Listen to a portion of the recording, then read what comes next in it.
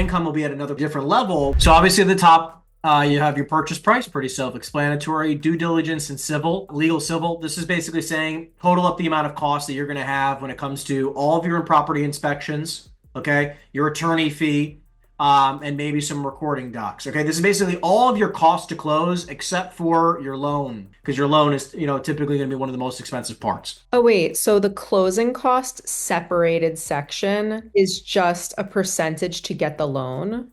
The way I look at it is I put this as the inspections, my attorney fee, and any kind of township fees that I'm going to have to pay. And you could do like your recording documents with title and your loan here, right? That's what this is for. So look at it as like, for a tiny little baby property, my attorney fee is going to be like 3, 4, or 5 grand. Some, things with the township might be 500 or $1,000. And my property inspections are probably going to be $2,000 to $3,000 per 2 or 3 inspections that I do. So I'm probably going to spend about 15 grand estimated. And then on a property this size, between my loan amount and my title, I might spend something like 35 grand. Is that a percentage? Like, how do you estimate it? Yeah, you can probably do like between 3 and 4 points roughly. I mean, maybe it's a little bit cheaper than that, but I'm just trying to be conservative. Unleveraged Capex, this is basically just a really fancy word to say total expense budget. Really fancy way of saying that. Unleveraged Capex.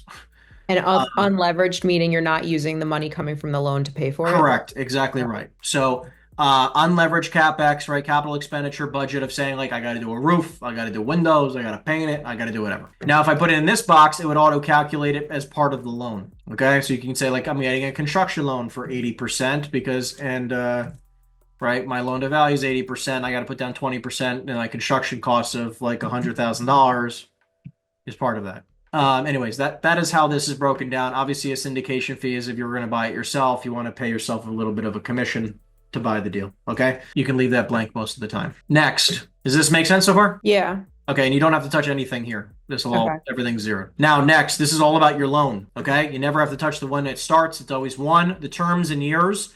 You're only going to change it between 25 and 30 typically. Okay. If it's multifamily, it's 30-year loans. And then if it's not multifamily, it's always a 25-year loan. Interest rates. Obviously, I'd always tell you to be conservative, but again, pretty self-explanatory. You literally can just look up the 5-year treasury rate or a 10-year treasury rate and add 3% to it. Okay. That's a really rough number. So it's like, okay, 10-year treasury sits right now at like 4.3. 7.3. That's as simple as you can put it. Obviously, if the property is like an office building, if it's like mixed use, if it's beat up, if it's horrible looking, if it's like a small little tiny mobile home park in the middle of nowhere, like if it's all these little things that are nuanced, you might have to raise this to like 8%. Okay. LTP or LTV, it is the same thing. Loan to purchase, loan to value. I know you're pretty familiar with that. Obviously, now the only thing with that is the debt coverage ratio you have to be paying attention to. So obviously when you're dealing with multifamily, you could do a 1-2-5. So I'd say like 70% you're good, right? In this deal, as an example, if this was a multifamily deal, if this was retail or industrial, you could get away with 1.3, so you're probably at 70% either way. Obviously, this amortization or interest only, you have the option of the drop down. So obviously, just make sure that you can have as healthy of a debt coverage ratio as possible. That obviously will change when you fill in more of the rest of the deal. Okay, this here in this, does this make sense? Sorry, before I move on. Yes. Okay, cool. You don't have to touch much anything like this. Don't worry about it. Refinance is in the center. Refi, you can just check a box saying I am going to refinance at these terms. You can see everything is based on quarters. End of quarter 7. So typically I'll underwrite deals at like 20 quarters or 5 years. So I'll say like, oh, let's say at the end of 2 years and quarter 8, I want to refinance this property at a 7% cap rate. I don't know if I'm going to get that. Let's say 8 interest, cap rates, interest rates are high. And I'll say 70% loan to value. I'm going to get a 7% interest rate on my mortgage. I'm going to be able to refinance. And this will tell you all the new terms, right? So my old loan amount is only going to be 595 grand. Right, because I have let's do amortization. Paid it over 8 quarters already. Yep, I'm paying it down. So instead of 595, it's now 580. My debt coverage ratio is nice and healthy, and it will even tell me I could not get a loan. Hypothetically, if my interest rate was, let's say do a 7 cap. See, if I try to refi at a 7 cap, it says that I don't have a healthy enough debt coverage ratio, right? So at an 8% cap rate, I have a healthy enough debt coverage ratio, so we're good. You can see that like my excess cash at closing, I'm going to get a check for $209,000 on top of paying off my loan. which is pretty nice. We're happy about that. But this is all if you wanted to refinance, you can uncheck the box if I'm not doing that. Operating deficit, this only happens when my debt coverage ratio is obviously negative. So like hypothetically, if my interest rate was like 10%, I'm making this up, and then I have 90%, it will normally calculate that. I don't know why it's not, but it will typically tell you when there's operating deficit, but you'll know basically off the debt coverage ratio. Raise B, which by the way, you don't have to touch this. You can literally just plug in this this amount right here. Raise B is basically another fancy way of just saying either I need to cover my operating deficit because I'm negative, or I can put my 50 grand there And not here. It's the same exact column basically. It's just saying I have to raise more money because it'll go down here. I have to raise more money to raise for capital expenditure. Got it. Okay. All clear here so far? Mm-hmm. Cool. Next. Now, sale assumptions. This is a very important part of it. Okay. So it'll do all the calculations, like when you plug in your income details, your expense details, all that kind of stuff. It'll auto calculate what this says at the end of the 5 years or whatever time frame you say, 1 year, 2 years, 3 years, right? 4 years, right? Whatever it is, it'll auto calculate whatever the future value is based off of this cap rate and this net and the future net income. So how do you know what the future net income is? Like, how do you Assumptions. estimate what the like how to? So ready, I'll break it down for you. So let's just say we go to income because this is where you would plug it in. So let's say I have two tenants right now, and they're both one's 3,000 square feet, one's 6,200 square feet. This is just from another property we're looking at. Income on the top one is just say 6 grand, and let's just say this one is 6,200. You can clearly tell that this one is paying $20 a square foot. This one's paying $10 a foot. Okay, so obviously this tenant is very under market. Yeah. So let's just say, actually, sorry, it's $24 a foot and $12 a foot. I apologize. Yeah. So let's just say we go, oh, okay. Well, clearly, like we're not going to upgrade this tenant. They're paying already market value. They're paying $24 a foot. They're not going anywhere. This tenant should be paying more, right? Like they should be paying more. And actually, by the way, this should be equals that times that. We can make assumptions saying, okay, well, maybe they could pay the $24, or because it's a twice as big a space, maybe they're only going to be able to pay $18. But now, like, let's just say because again, we're making assumptions. This is a complete assumption, right? We pull comps, we look at what other properties have leased for that are similar, right? And let's just say that they're locked in a 3-year lease, Chelsea. Let's say like they got 3 years left on their lease. We would put 12 here. Got it. Okay, so day one, we're getting this income, or day one, quarter one. Now we're saying in 3 years, we're going to be able to increase our rent here. In the meantime, they'll go up 3% a year. And obviously down here, you have a little 5%. I'll even highlight this in blue and yellow. So, you can just edit this vacancy rate if you ever want to change it. So now it's like, okay, now it's making estimates saying, okay, if I can pull off what you and I just described at the end of 4 years, right? Because watch this, if I do 2 years, it drastically changes the income. So they're locked in for 3 years. Right, sorry, I meant to say 8.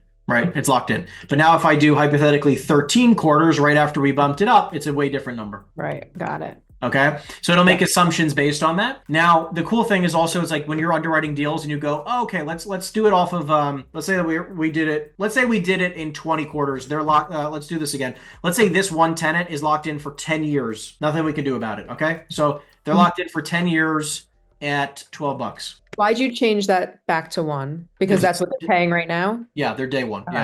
Yeah. So I'm just saying, let's say imagine they're locked in for 10 years, which obviously I'm not going to do 40 quarters. It wouldn't matter. You could do 40 quarters. It wouldn't. Okay. So let's just say it's locked in for 10 years. Not much we can do about it. Now, if we go to summary, you can see here that like my future value is $1 million. And by the way, let's say 3 years exactly. My future value is about $1 million. I'm paying $850. This isn't that great of a deal, right? Because I got to spend 50 grand on fixing it up. Plus, I'm going to spend another 50 grand on closing it. So I'm going to be into it for $950, and it's only worth $1 million in 3 years. It's not like this is great. And so it still went up. Was that just appreciation? Yeah, it'll go up 3% a year, right? Like 3% a year of rent bumps. That's what we're assuming, right? Like in the income page right here at the top, I'll even highlight this in yellow as well. This can be reset and reset. Yeah. So this is basically just saying where you're going to edit it. This obviously is all editable. So you'll see like this is really not that good of a deal if I can't raise that one tenant, right? That one tenant is the whole entire deal. If we can raise the rents, more money can be made. If there's no money to be raised, then there's not really much money to be made. Now time for just the LP. So you don't have to really worry about this much. I would even just try to say, put 0, 1 second. Yeah, you can leave these zeroed. It really doesn't matter because what you'll see here is essentially, or you can even, you can do, so what'll happen is you can always just leave it at 0 to 100. This is, this sheet is built to also use it to raise money, right? So like Right. I could say like for my LPs, I'm going to give them 8% and 50% of the deal. It'll tell me what their returns are going to be. What does pref return mean? So pref return is basically the first 8% of all returns are going to the investor, and then anything above the 8% is split 50-50. Okay, so you can just leave this as 100 and 0. It's not going to really mean much. So this will just tell you all the distributions that are going to happen, how much profit, what the distributions amount are, the cash on cash return, and X IRR. It literally just means IRR. It's estimated IRR. Purchase cap rates already auto-calculated for you. And down here, you can see your equity multiple, your stabilized yield, and your price per square foot. Now, this is built for retail and industrial, not for multifamily. So it doesn't say price per unit, right? If you're doing multifamily, it would just be a simple, I can make an adjustment to it if you wanted. No, I'm good. Okay. So any questions on this so far? I mean, it's not crystal clear, but like I feel like I I'm just saying anything coming to mind. And like, don't get me wrong, I understand. I've done this sheet 1,000 times. It took me about 100 to get used to it. Okay. Right. Okay. So just be aware that like you just practice using it, because the more you do it, the more when you talk to people, things will start to click. And now again, this is a private equity spreadsheet, right? Like it's very in depth, but I like to teach from this high level because all the easy stuff is really simplistic. But anything jumping out at you want me to repeat or kind of dive into? Well, I mean, I guess like even like the vacancy, how do you know like 5%? Sure. Like, would it be different for like two tenant retail versus a shopping center? Yeah, exactly. Yes. So what also matters though is the like think about it from a bank's perspective, right? They're always going to number one always include some type of vacancy rate. Okay, you're never going to have zero vacancy unless maybe possibly you're doing like a freaking a Wawa, right? Like you do a Wawa for 25 years or something like that. Maybe they might not do a vacancy rate. The bank's still going to allocate other expenses to it, but something like these two tenants, let's say that they were both locked in for 5 years. The bank might do, a very minimal vacancy rate because you got two leases locked in for 5 years. If they've been there for 5 or 10 years already, the odds of them leaving are pretty minimal, right? Right. You're gonna have a very minimal vacancy. However, let's say we got 21 tenants now. Yeah. Now we have 21 tenants. You're probably like, what's the likelihood if all of these hypothetically were 6,200? I mean, I'm making all this up for a second, but let's say that they were all 6,200 square feet. You got a huge shopping center here. What's the likelihood of having a couple vacancies? Like a high likelihood. Very high, right? Yeah. So this number would be at least 10%, right? And like for malls, you might even do a 15% Right, vacancy like a rate. regional. You might do 15%. Okay. Right. So like, again, you're very versed in this asset class. So like, just think about it from the perspective, like how much risk should I be allocating to the likelihood of this being 100% occupied? Minimal risk, 5% or less. Medium risk, 10%, and extreme risk, regional malls and other things, 15%. Okay. And think about it. You know what's crazy? Offices, they're doing a 25% vacancy rate. Right. Which makes sense. Yeah, right. But again, it's all based off of an assumed risk factors, right? Right. It's all assumptions. And then obviously expenses, pretty self-explanatory. You find taxes, you find quotes for insurance, you ask the water bills, gas bills, electric bills, budget for this type of stuff. And management fee, I always typically do about a 5% rate. Okay. And maintenance, I would always typically do at minimum 5%.